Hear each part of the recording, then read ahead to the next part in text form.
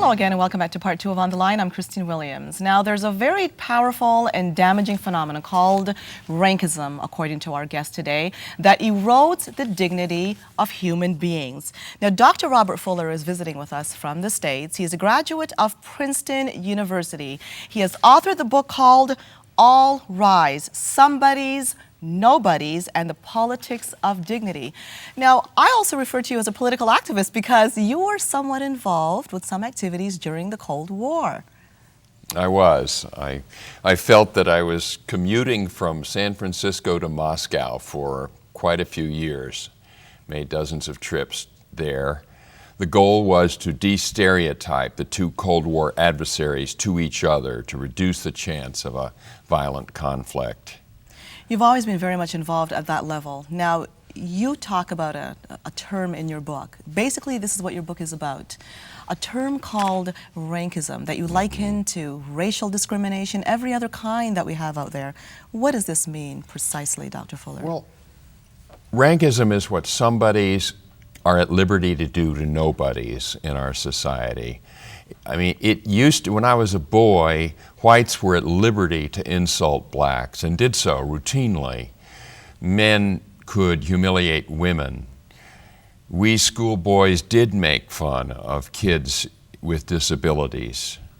I'm ashamed of it now, but at the time it was part of a social consensus that it was okay, it was open season on a kid with Down syndrome or in a wheelchair or a black kid or, God forbid, a homosexual kid. That was unmentionable.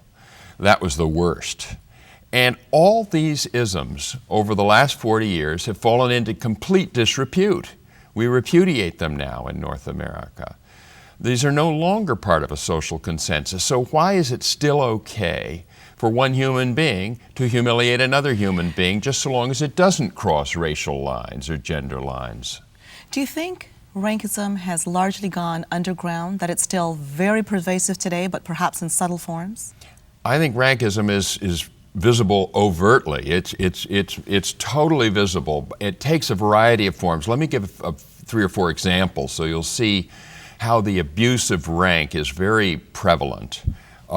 It's an abuse of rank when a boss raises his own salary to exorbitant heights and pays himself not 10 times what the janitor gets, but 1,000 times what the janitor gets, and does this in collusion with his board of directors. That's a form of abuse of rank because it punishes all the other employees and the customers. It's an abuse of rank when a priest abuses a choir boy sexually.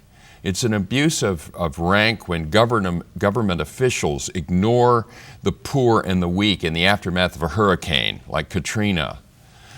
It's an abuse of rank when a boss screams at a secretary, or a doctor screams at a nurse, or a professor humiliates a student. There's abuse of rank everywhere in every hierarchy that we look. And I think it needs a name. Interestingly, you also brought it down to the household. So we're seeing it everywhere in our society. Well, wherever there's a hierarchy, there's rank. And wherever there's rank, there can be abuse of rank, but there is not necessarily. Yes. So rank itself is not the problem. That's not the issue. No, rank is so often abused that we tend to think, well, I'll cure rankism by getting rid of rank, but that doesn't work. That produces anarchy. That produces disorganization. And the company that tries to abolish rank goes bankrupt overnight. And the family that abolishes rank has spoiled brats for children. You need rank, but you do not need abuse of rank. And we've become, as a society, way better at not abusing social ranks, like the ones I mentioned previously that used to exist, that separated whites from blacks and men from women and straights from gays. We no longer feel justified in abusing and even establishing such social rankings. So you're pleased with the progress that we're making to date? With regard to those old isms, we've made remarkable progress in 40 years that I've been watching it since I was a young man or a boy. We have a ways to go. But I think some of the ways to go that we have with regard to the familiarisms has to do with the residue of rankism that's within them. Because when I speak to groups of blacks they're very concerned about the violence going on within Black American communities. Of course, and we see it here in Toronto as well, the Toronto gun violence.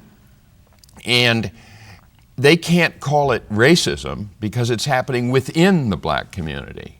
But they want to call it racism because it was kind of like what racism used to be like when it was visited upon Blacks by whites. But now it's Black on Black. Well, I call it rankism. It's the damaging assertion of rank, and it's an illegitimate use of rank. And we need a word for it if we're going to successfully overcome it.